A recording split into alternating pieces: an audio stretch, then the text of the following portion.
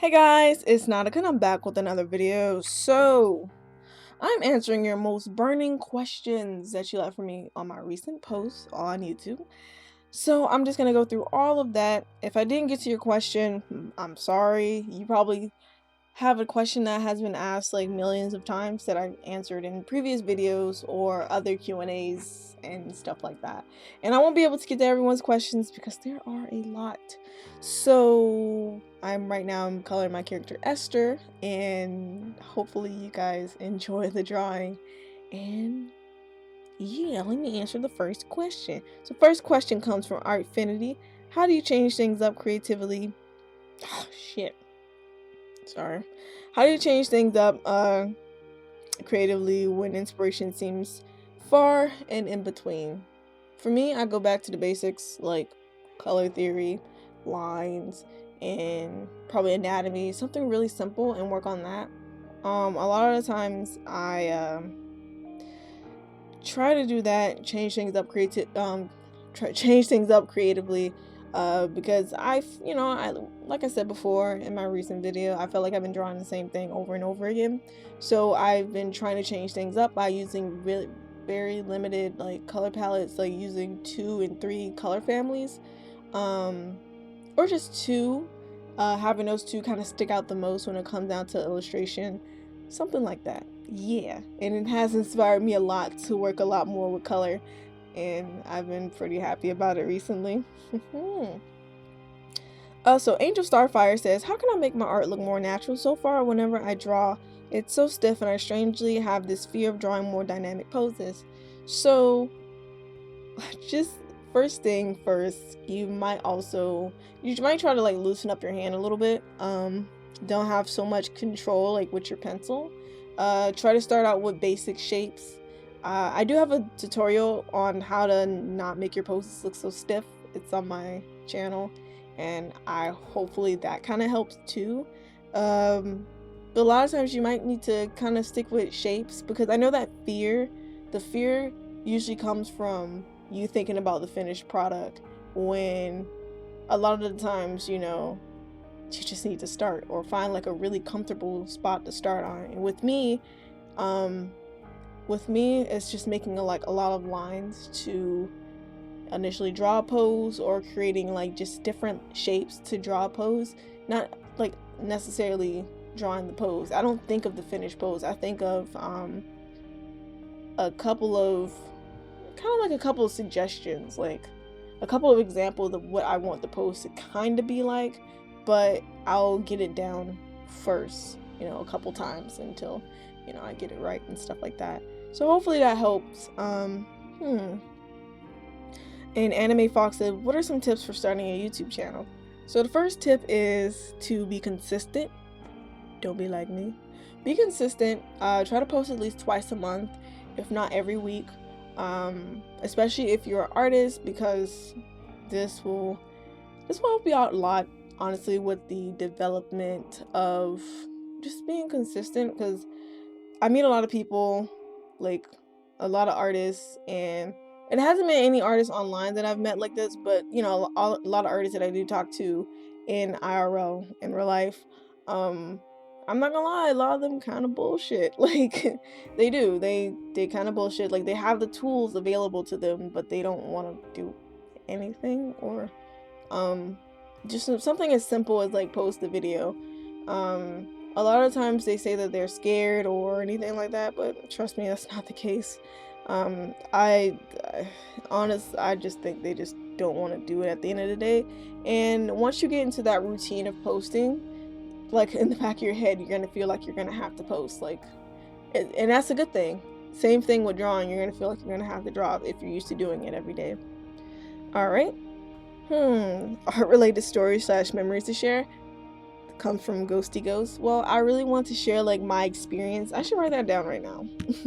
There's not gonna be too much editing in this video, by the way, audio wise, but I think my art camp experience, bro, that shit is fucking hilarious. Like, and disgusting. I'm not gonna lie, my roommates were nasty, so I should totally do a video like that.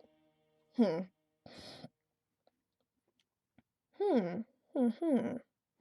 Okay, Wolf of Gaming says, "Do you feel different when you're drawing?" Oh no, I feel calm.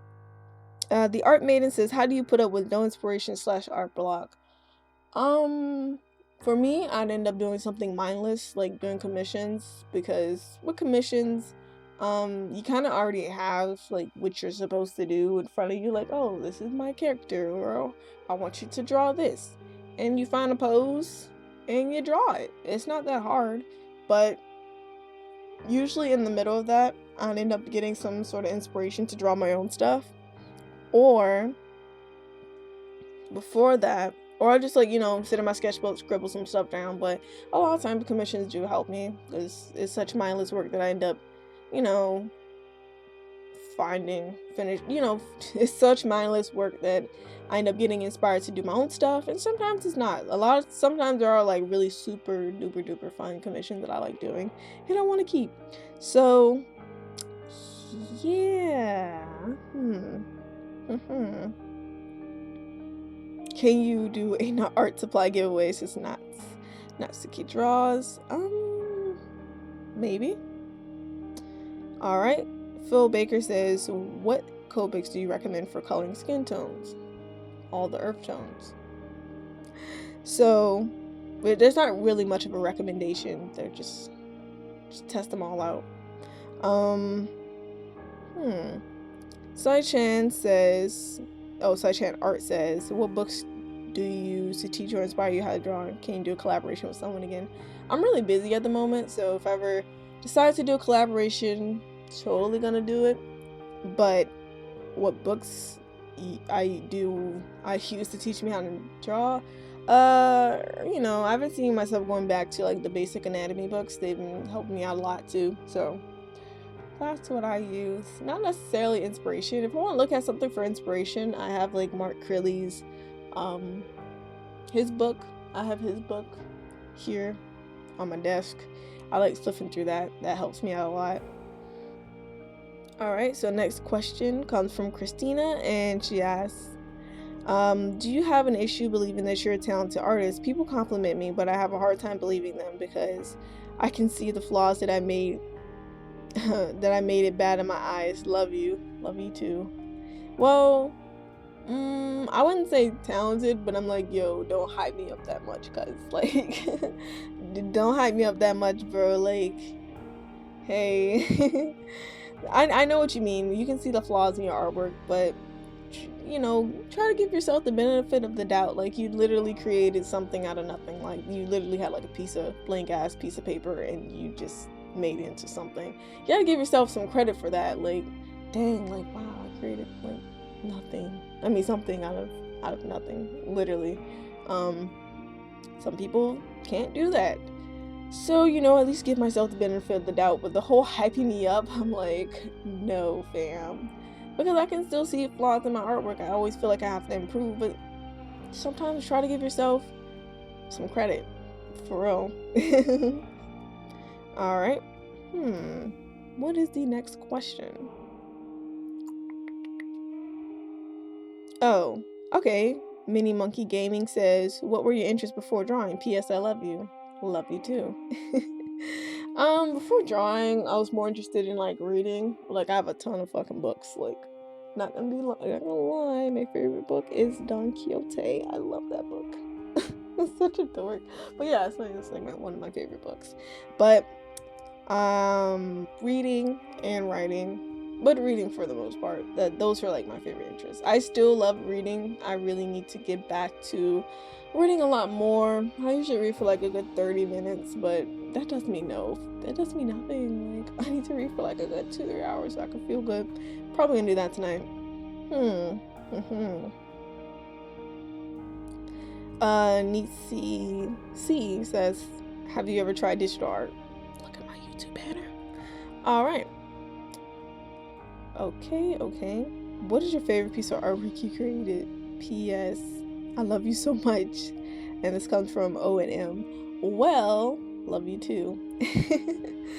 I wouldn't say I don't have a favorite piece. The one that's on my business card is my favorite, like that Gaia Angel, and my recent one that I made. the one I made of my character Esther, but I'm pretty sure the one I'm drawing right now is on my desk right next to me is gonna be way better. So I have my favorite pieces from different time periods, like different development stages in art. I don't necessarily have like a favorite piece. Hmm. Hmm. Hmm. Hmm.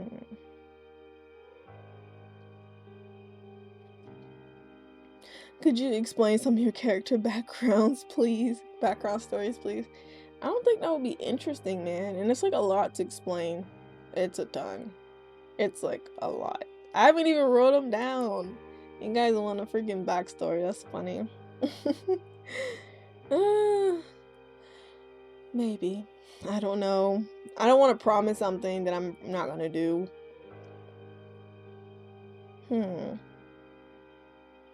Oh, how did you, so Color Nix Draw says, how did you first start selling your artworks? Actually, I just came off of DeviantArt and I realized I started selling my artwork on DeviantArt for like points. They were like sketch commissions for points. It's crazy.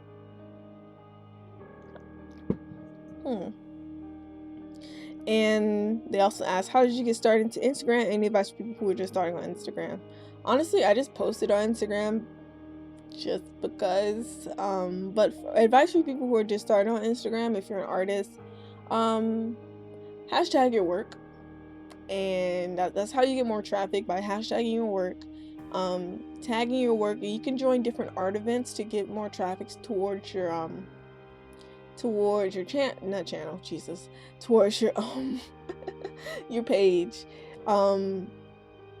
Do not ever tag an artist in some artwork that doesn't relate to them.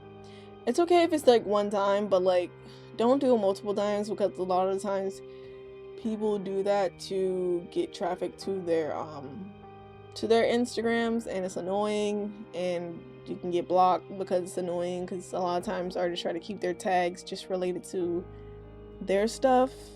So, you know, it's kind of rude. But if you see like any, let's say, art page that are doing art shout outs, you can tag them. A lot of times they want you to tag them so you can get, you know, your art out there. Because that's what I did. I started using this this one account called Anime Arts Help, and I used to get got shout outs there a lot, so that's actually helped me a lot too. Alright, so does your daily life affect any of your drawing or any way, or does your mood change your drawings and how they look? I often have the problem with this question. I want to ask a pro like you. By the way, I really love your art. You inspire me. Thank you. I'm not a pro. But my mood really doesn't change my drawings, not gonna lie. Like if I already drew something that was like happy, I don't know, I'm always happy when I'm drawing. Like not necessarily happy, but kind of content, because I wouldn't say I'm happy, because that's not how emotions work. I'm just like very content. And then when you don't draw for a long time, you draw again, then you get happy. So you dose of that. Well, and my life really doesn't affect my drawings in any way. It just affects my time, and that's pretty much it. Paper or plastic? Both, because you can recycle both, but preferably paper, because you can make more paper for more art. You still owe me a dinosaur. Check your P.O. box on Monday, Arthur. What colors do you mostly like to use in a piece, and how long does it take you on average when it comes down to coloring like somewhat big pieces? And Snail's House asked this question. It takes me about 3 to 4 hours to color a piece, and the colors that I like to use the most are my BG57 and my BG53. That's my Jasper, my Ice Mint, for all you Copic people.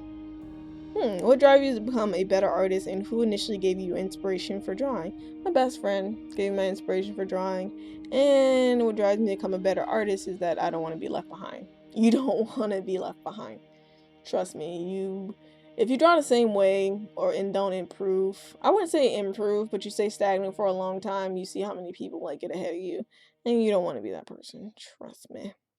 Okay. Hmm. Hmm. Hmm. Hmm. Hmm. Hmm. I'm still looking. When did you learn color theory and how to shade? When my friend Lone roasted me because I told her to critique my art, she's like, "Damn, your art, your art is pretty, your anatomy's phenomenal, but like your coloring is shit." And I was like, "Damn, bro, you didn't have to go that far." But she gave me a whole spiel and rundown on color theory, so I'm pretty grateful for that. She opened my eyes, even though my feelings were hurt a little bit. Tough love, you'll be good. Alrighty. What resources do you have to practice anatomy? The internet. Do you ever draw digitally? It says, I'm gonna call you K, but sometimes. Nowadays I don't have that much time, but I'm gonna be getting into digital art again in like the next 2 weeks. Okay. How can someone who draws and wants to open up their online store start? Says B and Illustrations. Like, what can they start selling and how could they get people to buy their products? I'm struggling to know. Well, a lot of the times when you do have a store, you might want to. Store usually comes after, for me and what I've seen from other artists, after you kind of build your own audience. The easiest thing to kind of start off with are prints, and they're the most common thing to start off with, prints. And for me, stickers tend to go by like really quickly because there's something, the thing with prints, yeah, they're cool, but stickers and buttons and keychains are things that you can actually use, and people are usually a lot more inclined to buy them. So when people are a lot more inclined to buy your stickers, your bookmarks, your buttons, your keychains, a lot of times they'll just buy your prints just because, like I got all this small stuff, make it worthwhile, buy a bigger thing, type of ordeal. So yeah, hopefully that helps. Favorite piece of art you've made so far? My Gaia angel drawing and the recent drawing that I did of my character Esther. Not this one that I'm coloring right now, but it's a different one. All right. Let's see. Please show your face. By the way, there is a face reveal on my Instagram. So, yeah. Put that down. Prismacolor Live says, how will someone know if they're improving when you look back at your old art and cringe? So, okay. Okay. Anama Kevin says, what is the best advice you can give to an inspiring mangaka? Bro, keep drawing, keep learning. Actually, you should look into like watching a lot more movies, whether they be action movies or romance movies, just to kind of get an idea of just different frames, just different frames and stuff like that. It does help a lot to watch a good bit of movies, not watch them, but actually study them. Study different frames for movies, animations, and so on. Personally, movies, what catches the viewer's eye, paneling, stuff like that. I don't know much about comics, man. You're asking the wrong person. But movies do help, I've heard. Alright.